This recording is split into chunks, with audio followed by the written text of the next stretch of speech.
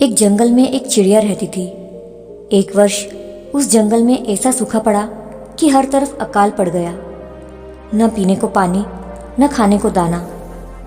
चिड़िया वहां से उड़ गई और उड़ते उड़ते थक गई तो एक रेगिस्तान में जा गिरी। रेगिस्तान की गर्मी व थकान के कारण वह बीमार हो गई। उसके पंख झड़ गए। उससे अपनी किस्मत पर बड़ा रोना आता। हर वक्त यही सोचती, कब मेरे अच्छे दिन आएंगे। एक दिन एक साधु उस रेगिस्तान से जा रहा था। जब उस बीमार चिड़िया ने उस साधु को देखा तो पूछा, हे ऋषिवर, आप किधर जा रहे हैं? साधु ने कहा, मैं स्वर्ग जा रहा हूँ। चिड़िया बोली, क्या आप वहाँ मेरे लिए ये पता करेंगे कि मेरी इन तकलीफ़ों का अंत कब होगा?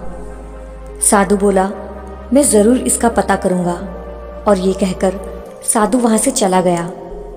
साधु जब स्वर्ग पहुँचा तो उसने बीमार चिड़िया का संदेश स्वर्गदूत को दिया। तब स्वर्गदूत ने बताया, चिड़िया के जीवन में अगले 6 वर्षों तक इसी तरह तकलीफ़ें देखना लिखा है। तब तक उसके जीवन में कोई सुख नहीं है। यह सुनकर साधु बड़ा दुखी हुआ और उसने कहा, वह नन्ही चिड़िया यह सुनेगी तो बड़ी दुखी होगी।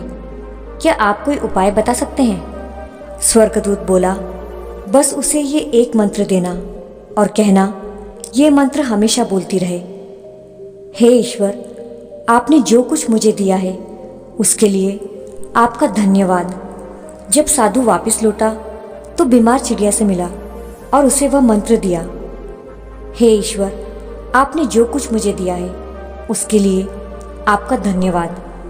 कुछ दिनों बाद वह साधु उस रेगिस्तान से गुजर रहा था। उसने देखा कि वह चिड़िया चहक रही है। उसके नए पंख निकल आए हैं। उस रेगिस्तान में पौधे उग गए थे और नज़दीक ही पानी का एक छोटा सा तालाब भी बना हुआ था। चिड़िया को इस तरह यहाँ वहाँ फुदकते देखकर साधु को बड़ा आश्चर्य हुआ। जिस चिड़िया के लिए स्वर्गदूत ने अगले 6 सालों तक दुख ही दुख बताया था, वह इतनी खुश कैसे?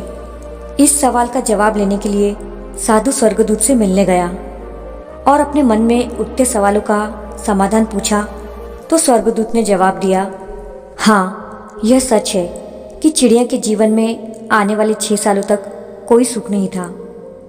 लेकिन चिड़िया हर स्थिति में, हे ईश्वर, आपने जो कुछ मुझे दिया है उसके लिए धन्यवाद बोल रही थी और भगवान का शुक्र कर रही थी। इस कारण उसका जीवन बदल गया। हर स्थिति, हर दुख में उसने ईश्वर का आभार माना। हर वक्त उसने भगवान का शुक्रिया अदा करा। इसीलिए कुछ दिनों में उसके दुख समाप्त हो गए। दोस्तों, इसे पावर ऑफ ग्रेटिट्यूड कहते हैं।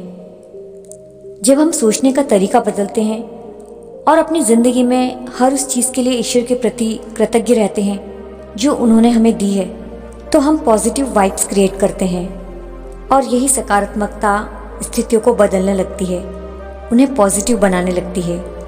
दोस्तों, ईश्वर के प्रति कृतज्ञता प्रकट करने का सबसे बेहतर तरीका है उन सभी चीज़ों को एक्सेप्ट करना जो आपके जीवन में घटित हो रही है और परेशानियों का हंसकर सामना करना।